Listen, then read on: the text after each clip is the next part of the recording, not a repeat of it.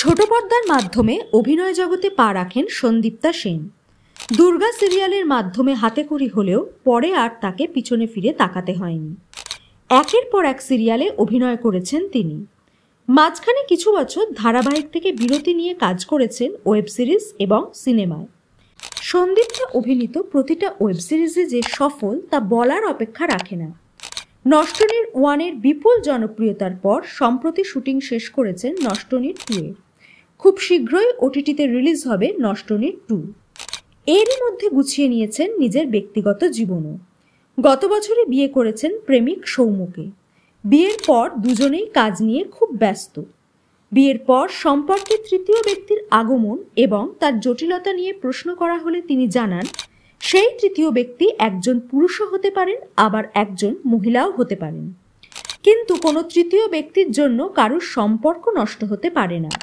যদি দুজনের মধ্যে বন্ডিং ভালো থাকে তাহলে কেউই সেটা নষ্ট করতে পারে না। বিভিন্ন কারণে আজকাল রিলেশনশিপ বন্ডিংগুলো লুজ হয়ে যাচ্ছে, তবে একতরফা কোনো কিছুই হয় না। অপর দিকের মানুষ যদি পাত্তা না দেয় তাহলে আরেকজনকেও বেরিয়ে আসতে হবে। সে কথা বন্ধুত্বের সম্পর্কর ক্ষেত্রেও প্রযোজ্য। সন্দীপ্তার বিয়ের আগে অভিনেতা রাহুলের সঙ্গে তার ঘনিষ্ঠতা নিয়ে প্রশ্ন উঠেছিল। অনেকেই বলেছিলেন সন্দীপ্তার জন্যেই নাকি রাহুল ও প্রিয়াঙ্কার মধ্যে অশান্তি হয়েছে।